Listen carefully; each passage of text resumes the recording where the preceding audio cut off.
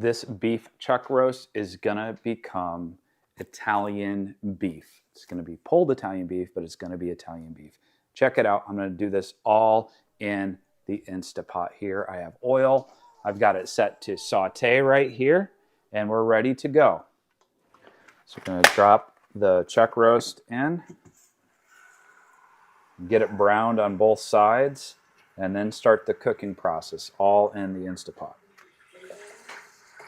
I'm adding some garlic into the mix here, oregano, Italian seasoning, black pepper.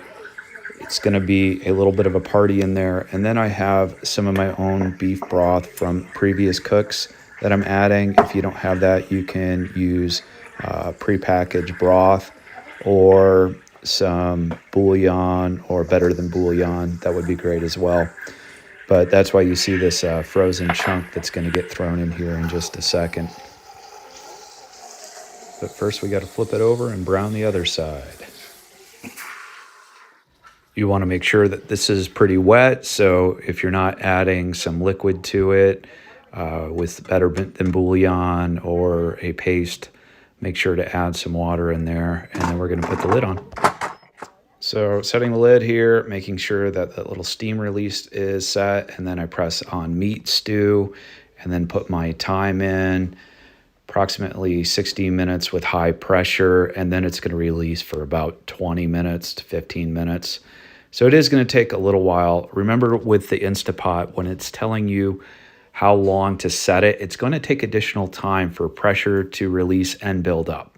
So it's probably 15 minutes to build up, and then another 20 minutes or 30 minutes to release. So it's been 16 minutes past on this, and I'm going to start relieving the pressure here.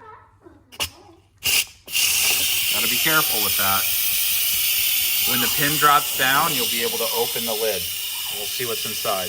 Okay, so the safety indicator has changed there, and it's dropped, so that means it's safe to open the top. You still want to be very careful because a lot of heat and steam are in there, so it might be good to have a glove on your hand. And there we go. Whew. There's the roast, and I'm gonna see if I can pull it in a second. So I'm checking the meat right here to make sure that it's ready to shred, and it is. You can't even pick up the whole thing together. It kind of falls apart, as you can see right there. I'm going to move it onto a plate and shred it in a minute, but first let's talk about our buns. So we used to live in Chicago area. This is the best I could get in the middle of Indiana. So I'm going to toast these in the broiler for a few minutes to crisp them up so that they can handle the meat and the au jus. These were in the broiler for 3 minutes on low, and they're nice and toasty now. So moving the meat onto a plate to shred, this is going to make it a lot easier, and it's just pulling apart super easy. You can remove any fat pieces that you don't want in there.